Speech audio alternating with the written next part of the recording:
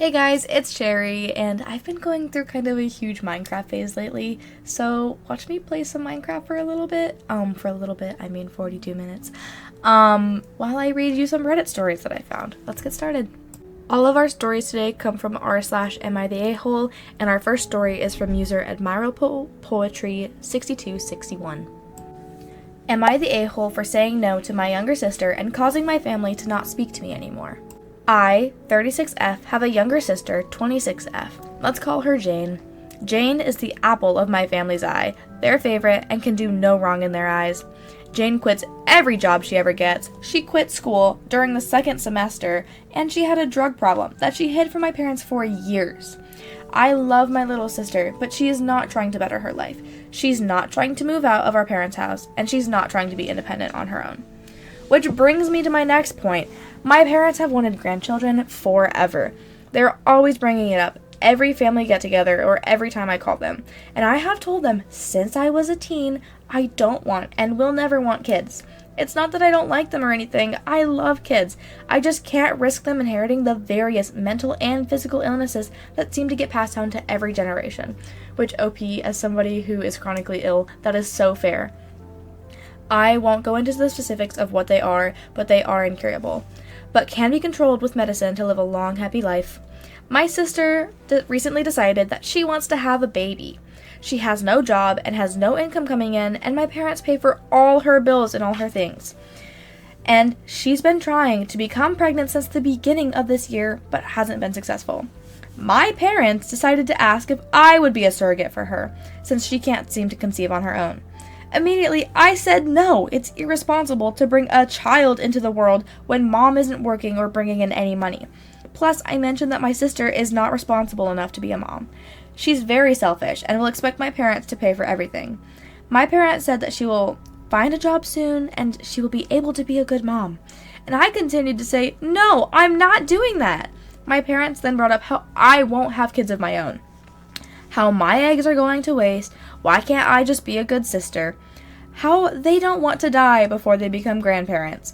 And after I went home, they called me and told me until I change my mind and be a good daughter, they won't talk to me anymore. They told me I'm uninvited to Thanksgiving and Christmas this year. They said they still love me, but I'm being a selfish person. It sounds to me like OP is the only person in the story who's not being selfish. The parents asking OP to carry a baby for the sister that they're basically still raising as if she was a teenager, and the sister for wanting to bring a child into a world where she probably isn't going to be able to take care of it the best, let's be honest. And here's my question. OP never mentioned the sister having like a spouse or anything, or like a partner in any way. So is she just planning to purposefully become a single mom and like planning to raise it on her own? And how is she going about trying to get pregnant? Is she just like having random hookups and hoping that she gets pregnant off of that? Is she like going to a sperm bank? Like, I don't know. Either way, it all sounds very very irresponsible to me, and I don't think OP is in the wrong for saying I don't want to carry a child. I don't want my sister to bring a baby into this world. Like, that's so fair. Because why would OP help contribute to what might end up being not a very good life for a child that would be her own family, mind you? Like, OP, I don't blame you. OP, there's no way that you are the a-hole here. And your sister and your parents kind of need to take a long look in the mirror and really think this through, because this is not a smart choice for anybody involved. Our next story comes from user KayleeIGNNI. Am I the a-hole for refusing to tell my mom, who told me that her husband isn't my dad? I, 16F, always wonder why my quote-unquote dad treated me different to my siblings, 15F, 12M, and 11M. Even though me and my sister are just over a year apart in age, he would love on her and was super supportive of all of her and her interests. He was her cheerleader when she needed one, and he made sure to be there for all her plays. He's the same with my brothers, but he's never been to any of my recitals, never showed any interest in the stuff I liked. Whenever I went to him for cheering up, he brushed me off. And he spoiled my siblings by buying them toys, candy, and whatever, but he's never gotten that stuff for me.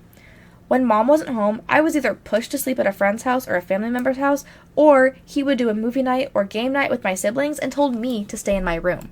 I cried to my mom so many times about it, and she told me he treated me that way because, oh, we were the most alike and we butted heads. But I never fought with him or disagreed with him. I never got the time with him to do any of that. So when a relative told me a couple of months ago that he's not my bio dad, I wasn't surprised. My mom was seeing him and my bio dad at the same time. Dad knew about my bio dad and said he wasn't going to keep sharing mom. So mom chose him over my bio dad, and then when she found out about me, he said she could keep me regardless, but if I wasn't his, he wanted a kid of his own. They DNA tested me, and I'm not his. So my sister was born so close to me because of the promise that my mom made to him. After hearing the truth and seeing proof, I confronted my parents. He told me that now that I knew, I could start calling him Drake instead of calling him Dad. My mom was not as, yay, she knows, though. She has asked me every day, sometimes multiple times a day, who told me. She was pestered by several family members and told them to be honest, and she said she had no idea which one of them said something, and I refused to tell. And even if it was disrespectful to do behind her back, I'm glad I found out now. It also opened up the truth that I have no college savings like my siblings, and Drake doesn't want me to stay a day after my 18th birthday. He said I was never his, he never loved me, and he wants at least 1 year of just his family, quote. All my family cares about, and all my mom cares about, is finding out who. She tried to ground me because she told me I needed to say, because nobody should tell a kid stuff like this without a parent knowing and being there. She said hiding who they are also makes them a bad person because they are encouraging a minor to keep stuff from a parent intentionally to avoid consequences for the person. Am I the a-hole?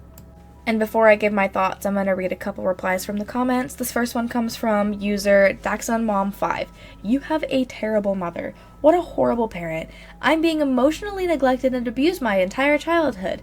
Mom proceeds to gaslight daughter and lies for years. Finally, someone is honest, and she does not give a crap about the emotional damage done. Just finally, who was honest? She's also okay with you having nothing like your siblings and being kicked out. She's a terrible parent. You will never be the a-hole to her. She has entirely failed as a parent and deserves the worst. And our second reply becomes from user TerryDIA. Your mother is a major a-hole, not to mention your stepfather. Mom is just pissed her secret is out and you now have to know the truth she never wanted you to know. However, you finally understand what is going on. Make Drake as happy as you can, find a grandparent, aunt, or even the person who finally told you the truth to live with while you finish school. It may piss your mother off, however, it'll get you out of a crappy situation. There's a few a-holes out here, but OP sure is not one. And I think those replies sum it up pretty good. There's literally no way that OP can be an a-hole in this situation. First of all, she's literally 16. She is a child, okay? You cannot blame the child in the situation for wanting to know why their supposed father, who's supposed to love them and care for them and nurture them and raise them, literally, obviously hates them. And the fact that this man is holding this grudge as if it was OP's fault instead of blaming the mom, taking it out on the child is insane. Drake, quote unquote, your dad, is a horrible, horrible parent. And, if he was a real man, he would step up and raise you like his own. Because he literally has been your quote unquote dad since before you were even born.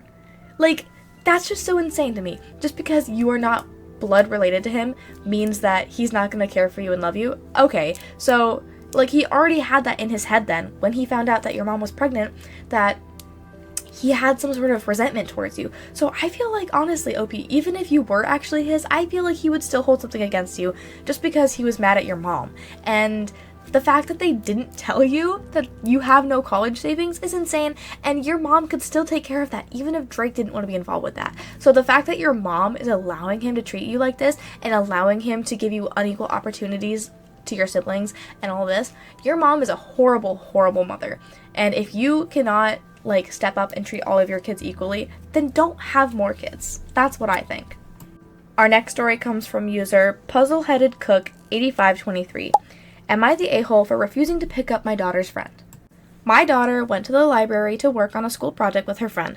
My son dropped her off because part of the deal for him living at home for free at 19 is being on chauffeur duty for his sister. The friend's mom texted me to ask if I can bring the friend home from the library because she has something to do. I said, I'll take care of it. The kids finish their work and text me, so I send my son to get them. I get a call a little later from the friend's mom. She says her daughter called her and I'm not at the library. I said, I sent my son. The other mom said she doesn't want her daughter to get in the car with a strange guy. I said, okay, but that's how my daughter's getting home. She asked me if I can get the girls. I said my son is already there in my only car.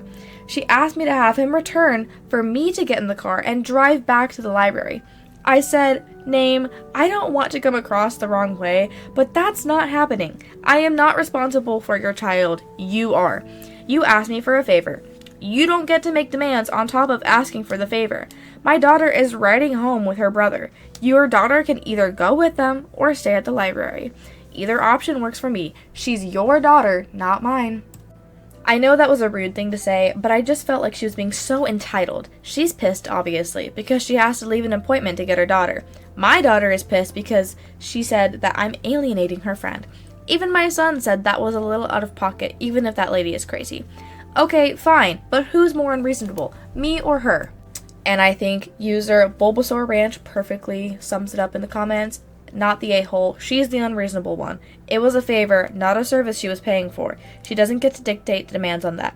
Absolutely crazy that she thought it was acceptable to tell you to go get them instead of your son. That mother was out of line, and I completely agree. Our next story comes from user Express Highway 7696. Am I the a-hole for not honoring my wife's dying wish? Posting from a throwaway account. 6 years ago, my wife passed away after a short illness. The day before she passed away, it seemed as if she may pull through and said to me, if I die, you're not allowed to date anyone. I laughed and promised I wouldn't. Both of my daughters were there when she said it. That night, things went horribly downhill, and she was gone by noon the next day. I spent the last 6 years raising my girls and finally sent my youngest off to college in August. I have been involved in a few support groups for people who have lost spouses for the last few years, and earlier this year I really connected with a woman who lost her husband around the same time. I wasn't looking for a relationship, but we have been on a few dates, and I've been trying to keep it concealed at least in the meantime. We ended up going to a restaurant, and our server was one of my older daughter's friends from high school. She must have called or texted my daughter because last night my daughter called to scream at me and basically told me I was cheating on her mother and had no right to dishonor her request of me. I'm pretty furious she called me like that, and I had to hang up and told her I'd call her in the morning when I've had some time to reflect. Now that all I can think of is how horrible I am for this. I'm 45 years old and I need companionship, but I don't want my daughters to think I'm spitting on their mother's grave. My wife's sister also texted me to tell me that my wife's request was unreasonable and unfair, and that her family is not going to judge me if I move on, and she would talk to my daughter about it. I don't want to ruin my relationship with my kids over this, but I am so torn. Am I the a-hole for not honoring her request? Edit. Wow. Thank you for all the comments. I want to clear up that when she said it, I did take it as a joke, and I think she was joking as well. The issue, as pointed out by a few, is that my kids were present and took it seriously. They were 14 and 12 at the time. She had been hospitalized with severe pneumonia and had been on oxygen for 2 days. All signs were pointing to a full recovery, and it was during this time that she made the statement.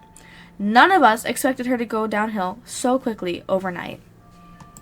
Update. I called my daughter this morning and asked if I can come to her campus for breakfast with her. She goes to school an hour away, so it isn't a bad drive. Apparently, my sister-in-law did talk to her last night and told her she was being irrational and unfair and that I deserve to be happy. My younger daughter, who goes to school several hours away, also told my older daughter it isn't a big deal and I'm allowed to live my life.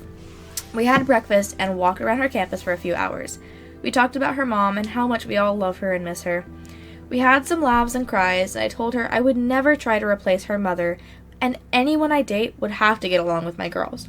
She's still upset, which I acknowledged, but she agrees it's unreasonable to expect me to go the rest of my life alone. She apologized for her reaction and genuinely felt bad that she acted that way. I suggested we go to therapy together to work some of this out, but she's really busy at school, so I wouldn't be able to until winter break. I feel like I left her with understanding and really hope she won't hold this against me. I was not even looking for a relationship, especially at a support group. We met in March, went on our first date in July, and have only been on 3 more since. We've not even been intimate, so I'm not exactly sure where it's going. I appreciate all of the responses and advice from everyone. And here's a comment on that post from user Groovy Yaya that I think is a great response. Sweetheart, do you remember that I laughed and Mom and I talked about other things? It was a joke between us. I'm sorry that you took it seriously. I had no idea. I've not dated because I was focused on you two and I wasn't ready. I will always love your mother. No one can erase that. But losing your spouse and losing your mom are two different things. Our paths on the grief journey aren't the same, although they are parallel and involve the same person. You lost your mom, but I lost a companion. I'm lonely. The woman your friend saw me with isn't even someone I'd call a girlfriend yet, but a friend. Someone I met in a support group for people who have lost spouses. Am I not to even talk to women, have friends? Am I supposed to wait in the house for crumbs of contact from you and your sister and wait to join your mom? I've tried very hard to raise you two, and I want you to go off to college and establish your life and not worry about me. But you screaming at me tells me that maybe I was wrong in not showing you a little bit more of what it has been like for me. I'm sorry that you are upset. Maybe we can do some counseling together. And I think that's a pretty good response. OP, I think it was great that you immediately went and talked to your daughter about it, and I love that you included your wife's family basically giving you a pass. Obviously you don't need their permission, but I think that it's really important for your daughter to hear that side of them saying it's okay, we're not gonna hold a grudge if you find somebody else. Everybody understands. So yeah. Our next post is from user Throwaway Free Wedding. Am I the a-hole for telling my friend that her quote-unquote free wedding is unrealistic? I, 24F, am a member of a friend group in which one member, we'll call her Coral, 23F, is getting married. She announced her engagement to her fiancé, 25M, a few weeks ago, and we were all happy for her. Over the weekend, though, she shared more specific plans for the wedding, and that's where things have kind of gone off the rails. She said she's been seeing a lot of people on TikTok and Instagram showing how to plan quote-unquote free weddings where the couple spends $0, aside from the marriage certificate fee, I guess. At first, I thought she meant a city hall wedding, which would be completely fine. But then she and I got to the details and her expectations for the ceremony. She's going to try and find someone with a large outdoor space to use, not formally a wedding venue, who will donate their area in support of love. She's going to have all of her guests bring a potluck with very specific assignments. She will have a friend officiate, a friend do photography, a friend do save the dates and invites, her family do the flowers, etc. Including some harder to swing, in my opinion, things like getting a large tent, decorations, wedding favors, speakers, band, etc. I'm not sure what her plan was for a dress. What's more important is that Coral and her fiancé aren't really poor from what I can tell. She works as an accountant at a big company and her fiancé does software sales. Plus, his parents are loaded. It sounds like they just want to do the free wedding thing for the sake of it. And that would be okay, but she is just shifting all of the costs onto other people, some of whom are probably less well off than her. She told me that she wants me to make the cake, and then sent me some pictures for inspiration. The cakes were ridiculously elaborate. We're talking multi-tier, fondant flowers, gold leaf, and even one had a hand-painted watercolor design. I'm not a professional baker, I just like to bake cookies and brownies sometimes. I told her that those cakes would probably take me days to make, and they wouldn't come out anywhere near as good. She kind of laughed it off and said, "Oh, it's not about being perfect, it's just about everyone pitching in. It'll be fun." Everyone pitching in except for the bride and groom, apparently. I told her that, fun or not, what she was describing was basically her friends and family subsidizing her wedding with time, money, and labor, and that it was kind of unfair to expect so many people to spend so much on her free wedding. Or else, she was expecting everyone to show up to a lackluster event and just pretend it was amazing. It's like a group project that none of us wanted to do because we already graduated and moved on from all that, so we don't need the credit. She does graduate a year later than the rest of us. I said that if she wants a free wedding, she should probably just elope or go to City Hall, because this isn't really free, it's just free for her. I might have been a little bit more forceful in my wording, but I swear I didn't call her names or anything like that. She just got super quiet and just looked at me for a minute or so and left with another one of our friends driving her home. Later that night, I got a text from that friend that drove her home saying I really hurt Coral's feelings, and that even if the plans were a bit unrealistic, I should have just let Coral come to that conclusion on her own. Coral then messaged me just saying, "Sorry, don't worry about the cake," with no more context or anything else. I'm feeling pretty bad now, especially since Coral was so happy and excited and she never really said anything mean to me. Perhaps I should have just gone along with the cake since she said she wouldn't be mad if it turned out badly. But I am worried that her wedding would not have been what she wanted. And I was also frustrated about the cake request, especially for free. Edit. Honestly, I feel a bit bad now. Coral really is a sweet person who is just a bit naive. I feel like a lot of people in the comments are tearing her up more than she deserves. She has always been the, quote, baby of the group and just got frustrated, and I ranted on this case. I don't know what the fiancé thinks about all of this. OP, I think it's safe to say that you're not the a-hole.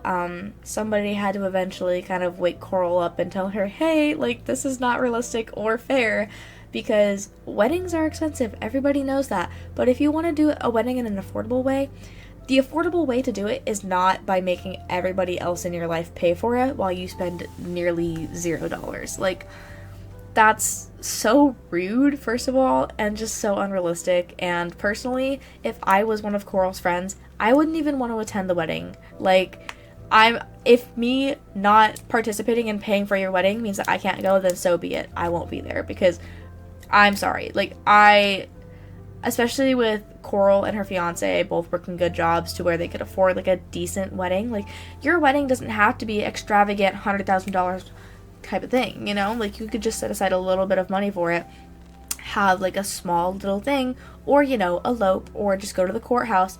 But yeah, no, expecting everybody in your life to spend their hard-earned money on your wedding is, I don't know, just insane to me.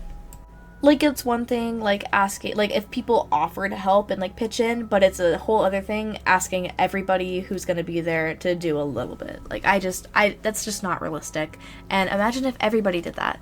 Then, like, imagine, like, nobody would go to weddings anymore if they were expected to help pay for it, you know? Our next story is from user KYC0122. Am I the a-hole for pulling away from my identical twin sister even though I know it has caused her to spiral?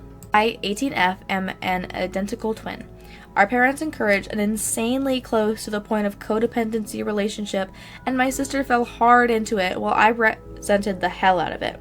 Our parents even named us super similarly. My sister is Katie, and I'm Casey, and the spelling of my name was chosen intentionally, and the Katie is Katie, and the Casey is Kacie. Our parents wanted us to match always. My parents and sister always expected us to do everything together. We shared a bedroom and bed our whole lives until June. Keep in mind, guys, OP is 18.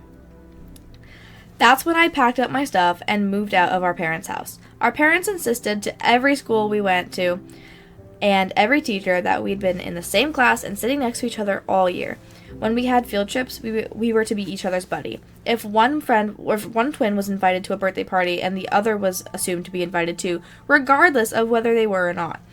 All of our extracurriculars were the same, and it was effing miserable for me because I hated them. They were all my sister's interests, not mine. Anytime I tried to set boundaries with my sister, she'd discard them and would carry on as normal. And normal for us was being codependent and super enmeshed. I was never very close to our parents, but I gave up on ever having a good relationship with them when I was 11, and they got mad at me for keeping a secret friend from my sister. They actually accused me of bullying because I wanted to keep a friend to myself. That's how bad things were. My sister had always hated when someone liked me and wanted to be my friend, but didn't like her or want to be her friend. For my sister, we're one and the same. If you like one, you like both. She doesn't see us as our own individual people, just as twins, identical twins who are alike in every single way possible. I remember being in the hospital when I was 14, and she wasn't allowed to stay with me, and my parents were removed from the hospital for abusing the staff over enforcing the rule of no minors overnight. I was released after 2 days, and those were the best nights of sleep I had until that point. I also felt like I got some breathing room, which was very needed. My sister never slept. She was an absolute mess because I wasn't there. It made me wish I could have stayed in the hospital indefinitely. We were supposed to go to the same college, live together, and our parents planned on bullying admin at our school of choice into assigning us as roommates. But then I acted like I wasn't going to college. I stayed with a friend and blocked my family for a while before me and my friend moved out to a state community college out of state. I just started everything. I got a job too, so I can support myself, which is also my reason for community college. I did unblock my sister, and it's been awful. I have debated whether I block her again or not, but I do know if I do, it will be a forever thing. There's no doing it for now. If I block her again, I won't ever have a relationship with her again, so I'm trying not to and seeing if she can try and grow. But she fell apart without me. She's already dropped out of college and is back living with our parents. She has pleaded with me to come and take her home. For me to come and take her home with me. Our parents used her cell phone to call me and say I'm awful for pulling away from my sister who needs me. They say I'm being abusive and accuse me of trying to kill her with this. I can see her downward spiral, but I just can't be enmeshed with her for the rest of my life. I want to be me, not Katie's twin, Casey. Am I the a-hole? Absolutely not the a-hole, OP. I genuinely, can't even imagine having that little independence all the way till 18. And the fact that it was all your sister's interests your whole life and you never got to explore what you wanted to explore is just so sad. And also, the fact that they made you share a bed, not even a bedroom, but share a bed until 18 is insane. I cannot imagine, having gone through all of high school, having to share a bed with my sibling, never getting my own sleep, never having any sense of privacy. That's just a horrible way to grow up, and I can't even blame your sister for having no sense of independence and, being so dependent on you when your parents literally raised her to be that way. But I also don't blame you for pulling so far away from her because of it. I just feel like you each got one extreme, each end of the very inevitable outcomes of this situation. And I never understood parents who made twins act like they were just the same person. Just because you look alike, and I mean, not all twins are identical, but I think OP said that her and her twin are identical. But just because you look basically the same doesn't mean you are the same person. You still need independence with that, just like any person would. And OP, I really hope things are going well for you still. This next story comes from user Call Me Condor. My mom and stepdad said I'm making a big deal out of sharing a room on vacation, and I should still consider it a vacation for me. Am I the a-hole? I, 16M, am in a blended family. My mom and dad had me. Dad died and mom remarried when I was 8. My stepdad's ex-wife walked out on him and my stepbrothers, 12M and 10M, because she couldn't handle their oldest having special needs. At home, I share a room with Jaden, who is 12. He has developmental delays, and that causes him to remain more like a younger child than a 12-year-old. He's not independent, he can be clingy like a younger kid, and needs someone with him when he sleeps because he gets so scared when he wakes up. He's also a really big talker and keeps me up some nights. My stepbrothers don't get along, so he was put in with me to keep the peace. I don't really like sharing a room with him. I told my mom and my stepdad this before, and they told me they understand, but we only have 2 bedrooms for the 3 of us, and it's more harmonious and better for him if he's not with somebody who gets so annoyed that they treat him badly like Camden, who is 10, does. For the most part, I try to make the most of it. I got a divider put in our room a couple of years ago, and it helps me feel like I actually have some space. But it gets tiring when he wakes me up in the middle of the night or he wants to cuddle with me. I don't let him into my bed. My stepdad helps enforce that because he knows I would sleep on the couch if my bed was taken over, and then my stepbrother would scream the whole house awake. We don't go on vacations ever because Jaden has a lot of therapies that cost so much money, and we have stuff at home to help soothe him, and those are expensive, and they cost a lot to keep running, according to my mom. We did go on vacation this summer, and I was supposed to get my own room this time, but when we got there and that didn't happen, I was very upset. To make it worse, I didn't even have a bed because there was only one queen-size bed in the room. I did have my sleeping bag with me, so I slept in that, but I had to sleep on stuff in my sleeping bag so Jaden would know I was in there. I hated the whole vacation, and my mom told me it wasn't meant to be that way, but it was better than Jaden and Camden fighting for a whole 10 days. By day 2, I was over it, and it wasn't a vacation to or for me, And however, I shouldn't be saying that. It was their vacation, but I didn't relax or take a break from all the typical stuff. I still had to think Jaden, and only Jaden. I told both sets of my grandparents and my aunts and uncles when they asked about it. I told my cousins. I didn't pretend I had fun or loved it. My mom's parents asked her why I had to make more sacrifices, and they told her that she really needs to figure out better stuff for me. Both sets of grandparents offered to let me spend more time with them, as in overnights or even moving in. My mom and stepdad said that wasn't needed and asked why I'd leave my family. My dad's parents said I shouldn't be forced to play caretaker at night, and clearly they can't afford to give me the privacy and space a 16-year-old needs. Once enough of my extended family told my mom and stepdad this stuff, they both accused me of making a big deal out of it. They said it was a vacation, even if it wasn't the one I wanted, and I should consider it one because I got away from our house for 10 days and got new experiences. Except I didn't, because we're limited to the stuff we can do, as all of my family. We're limited in stuff we can all do as a family because of Jaden. My mom and stepdad are still mad at me about how I see the vacation, but it was not fun for me, and it was ruined for me with how everything happened. I'm not exaggerating or lying about it. I didn't have fun like I expected because I didn't even get to be comfortable at night. Am I the a-hole? So once again, OP, you are the child in this situation, so no, you are not the a-hole. You are 16, you cannot be blamed for, the a-hole for, first of all, just seeking, an outlet to vent about this problem. You cannot be blamed for that, and the fact that your parents are trying to make you feel bad for doing that is ridiculous. And as a child, you should not be expected to be the caretaker for another child.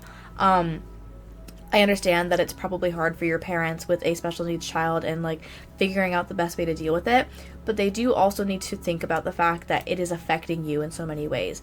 You're probably it's probably really hard on your mental health. You have no privacy. You said that you don't really get very good sleep at night, and at 16, when you're in high school and you're getting close to college age, it's really important that you are able to get good sleep so you can go to school well rested. And also, everybody deserves good sleep just in general, and the fact that they're more worried about protecting the peace for the whole house, aka protecting the peace for themselves, than they are about you actually getting fair treatment, that's ridiculous. And OP, I'm sorry that you have to deal with that, and I love that you have family that is on your side about it and that you have been offered to move out. But OP did say in the replies that his mom would never agree to him moving out and doesn't think it's right for kids to leave their parents while still minors. And goes on to say, I'm technically still a minor. She's my parent. She argued that with my grandparents, even though I told them I would love to live with them and get some space from all of this, it would feel more like a vacation than the one I actually went on. And that's really sad that OP's family went on a 10-day vacation and OP never got a break and didn't even get to really enjoy it, because parents pay for the vacation and stuff, but the vacation, if it's a family vacation, it should be for the whole family and everybody deserves to enjoy it. And the fact that OP says that going to live with his grandparents or even just spending more time there would feel more like a vacation than the actual vacation he went on, because of the fact that he would get a break from being his brother's caretaker, is sad. OP, I hope it all works out, and I hope that if nothing else, that your parents at least take this as a wake-up call and kind of start taking some of that blame off of you. The next post is unfortunately from a deleted user, but its title is, I told my friend why I don't want to date him and our friends are saying I broke him. Am I the a-hole? I mean, right off the bat, I'm going to go ahead and say that OP's probably not the a-hole, because you should never be forced to date somebody that you don't like just because it might upset their feelings. But anyways, let's get into the story now. So my 21F, friend of 10 years, Mark, 23M, called me yesterday to meet him for lunch and said that he had something important to discuss with me. I had free time, so I agreed. I met him already there and joined him. We had lunch and then we talked a bit about random things. Then he cleared his throat and started speaking.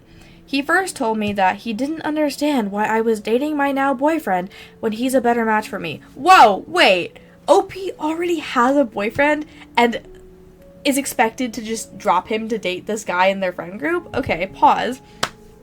I asked him to explain, and he basically went on about how he liked me first, and he met me first. He's better looking, he knows me better, he's taller than my boyfriend and more successful, which is not true in a way. My boyfriend works aside from growing up in wealth, while Mark's entire life is funded from his parents' money, lol.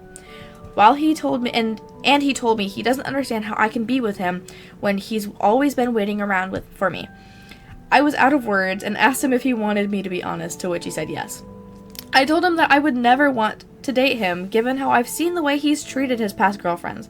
He ghosts them when he feels like it, and just expects them to be there waiting for him. I told him he's too immature and irresponsible for me, and that dating him would be exhausting.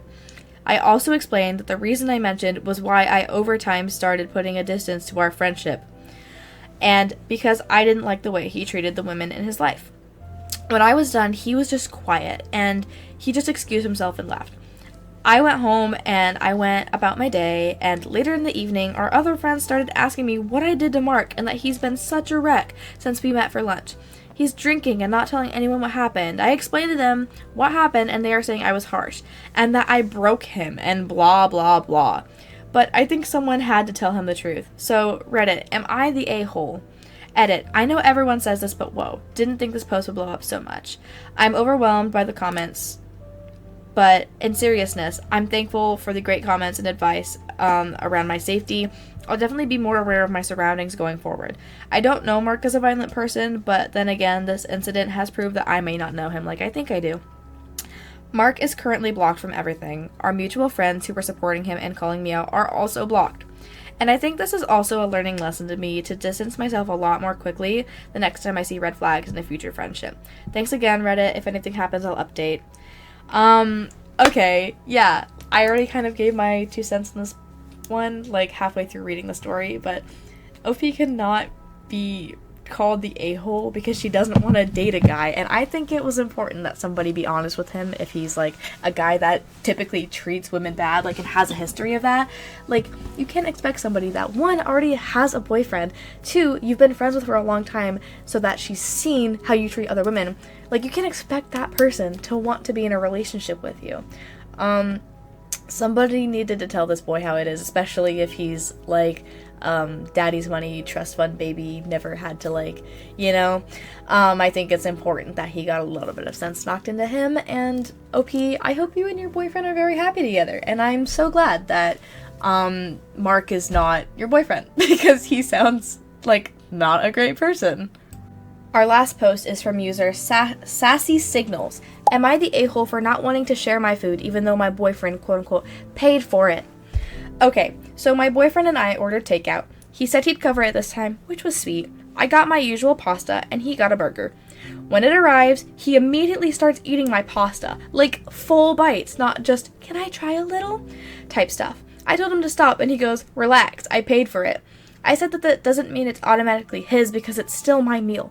He said I was being ungrateful because he spent the money and it's ours now. We ended up eating in silence, and now he's acting like I made a big deal over food. But, like, I don't care who paid. That was my dinner. Am I the a-hole for snapping at him? I can't even, like... Okay, if my boyfriend did that, I would be so mad because, like... We pay for each other's food all the time. That doesn't mean that I can just go up to his food and eat the whole thing and then also eat mine.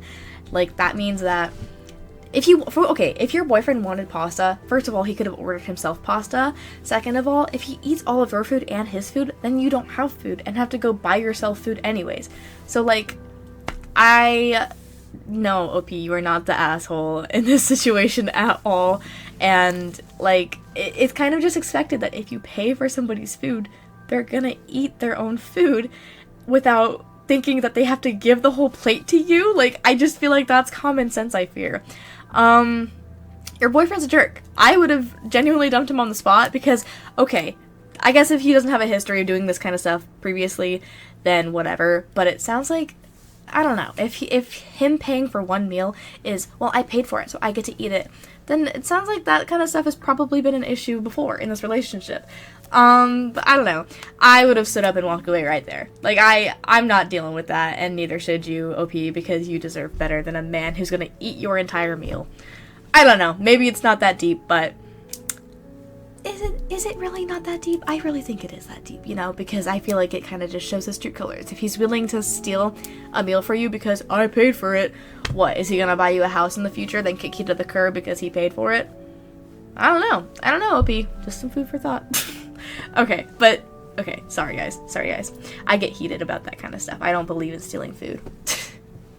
But yeah, we are getting to the end. I do have about a minute left, so I'm just gonna let you guys kind of watch me. This is where I decide to eventually put my house down, and you will see that in future videos. I think I'll do, like, a video showing me building it, and then I'll also do a couple more of these, like, Reddit voiceover stories.